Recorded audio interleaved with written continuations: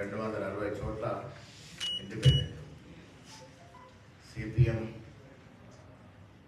30 చోట్ల, దాదాపు 30+ సిపిఐ. ఈ లెక్కన దాదాపు 62% పైగా కాంగ్రెస్ మద్దతుదారులు, కాంగ్రెస్ బలపరిచిన వ్యక్తులు సర్పంచ్కి గెలిచినారు. మొదటి విడత గెలిచిన సర్పంచ్లందరికీ అభినందనలు. రాష్ట్ర ముఖ్యమంత్రి రేవంత్ రెడ్డి గారి నాయకత్వంలో గత 2 సంవత్సరాలుగా జరుగుతున్న అభివృద్ధి, సామాన్యుడికి అందుతున్నటువంటి సంక్షేమం పట్ల ప్రజలు సంతోషంగా ఉన్నారని చెప్పడానికి ఎన్నిక ఒక ఉదాహరణ. ఇది కాంగ్రెస్ కార్యకర్తల విజయం.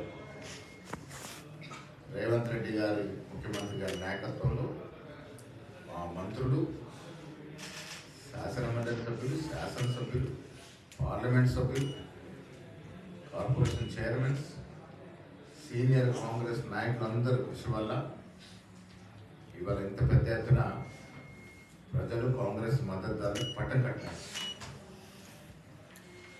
మిత్రులారా, మీకు తెలుసు 2 సంవత్సరాలకు ముందు, ఎన్నికలకి రాకముందు కాంగ్రెస్ పార్టీ ఇచ్చిన మాటను నిలబెట్టుకునే ప్రయత్నంలో మేము ఇచ్చినటువంటి ఉద్యోగాలు 80,000కి పైగా ప్రభుత్వ ఉద్యోగాలు ఇవ్వడం, వాళ్ళు 10 ఏళ్ళు టీఆర్ఎస్ అధికారం నుండి 50,000 పెంచుకుంటే మేము కేవలం 15 మాసాల్లో 80,000కి పైగా ఉద్యోగాలు ఇచ్చిన తీరు, ఆ తీరును హర్షించిన ప్రజలు ఇవాళ మాకు పట్టం కట్టారని చెప్పక తప్పదు.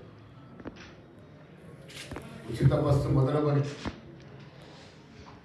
వాళ్ళ పేద ప్రజలకి అందుతున్నటువంటి ఫైన్ క్వాలిటీ సన్నబియ్యం, ఇంధన బిల్లు,